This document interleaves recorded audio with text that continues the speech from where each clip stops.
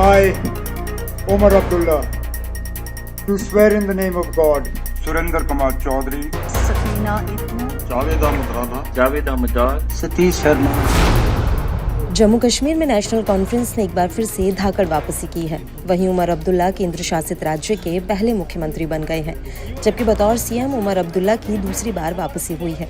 जम्मू कश्मीर में धारा 370 हटने के बाद पहली बार हुए विधानसभा चुनाव में INDIA को बहुमत मिला। इसमें नेशनल कॉन्फ्रेंस को सबसे ज्यादा 42, कांग्रेस को 6 और CPIM को 1 सीट मिली।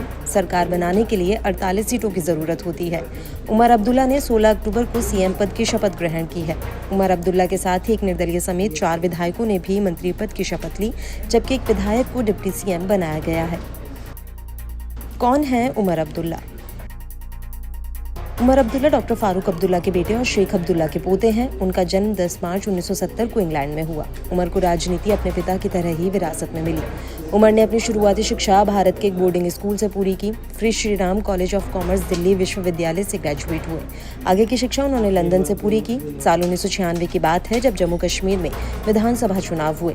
नेशनल कॉन्फ्रेंस प्रचंड बहुमत के साथ सत्ता में लौटी। मौके की नजाकत को देखते हुए फारूक अब्दुल्ला ने बेटे उमर अब्दुल्ला को राजनीति में लॉन्च कर दिया था।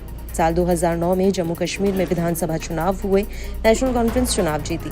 जब फारूक अब्दुल्ला मुख्यमंत्री पद की शपथ लेने की तैयारी कर रहे थे, तब उनकी पत्नी और उमर की मां मौली अब्दुल्ला ने अपने बेटे को सीएम बनाने के लिए मोर्चा संभाला था। हिंदू नेता को बनाया डिप्टी सीएम। वहीं एक बार फिर से सीएम बने उमर अब्दुल्ला ने इस कार्यकाल में एक बड़ा फैसला लिया, वो ये कि उन्होंने हिंदू नेता को डिप्टी सीएम बनाया है। एनसी के 2 हिंदू विधायकों में से एक सुरेंद्र कुमार चौधरी को केंद्र शासित प्रदेश का उप मुख्यमंत्री बनाया गया है। कहा जा रहा है कि जम्मू में क्षेत्रीय संतुलन बनाए रखने के लिए उनका चुनाव किया गया है। चौधरी ने जम्मू के राजौरी जिले के नौशेरा सीट से जीत हासिल की है। एनसी के लिए चौधरी की जीत इसलिए भी अहम है क्योंकि उन्होंने बीजेपी के प्रदेश अध्यक्ष रविंद्र रैना को बड़े अंतर से मात दी। 56 वर्षीय चौधरी को जमीन से काफी जुड़ा हुआ माना जाता है। किस किस को बनाया गया मंत्री? सकीना इट्टू।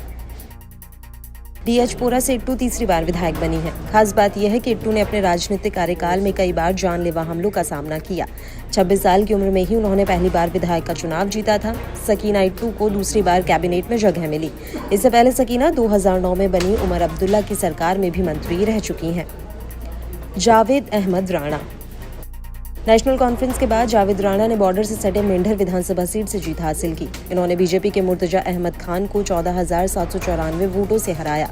61 साल के राणा पेशे से वकील हैं और उन्होंने लगातार दूसरी बार इस सीट से चुनाव जीता है। राणा ने साल 2002 में पहला चुनाव जीता था। जावेद अहमद डार। रफियाबाद विधायक डार को भी मंत्री पद की शपथ दिलाई गई है। उन्होंने उत्तर कश्मीर की सीट से अपनी पार्टी के उम्मीदवार यावर मीर को हराया। इससे पहले भी 2008 में चुनाव जीतने के बाद वह सरकार में मंत्री रह चुके हैं। खास बात है कि उत्तरी कश्मीर से कैबिनेट में जगह पाने वाले डार ही एकमात्र विधायक हैं। सतीश शर्मा।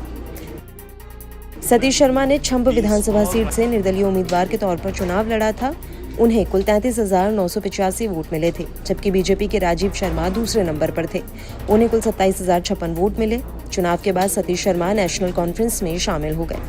बता दें कि शपथ ग्रहण से पहले ही नेशनल कॉन्फ्रेंस और कांग्रेस के बीच मतभेद खुलकर सामने आ गया है। कांग्रेस ने उमर सरकार में शामिल नहीं होने का फैसला किया। पार्टी अब उमर अब्दुल्ला सरकार को बाहर से ही समर्थन देगी।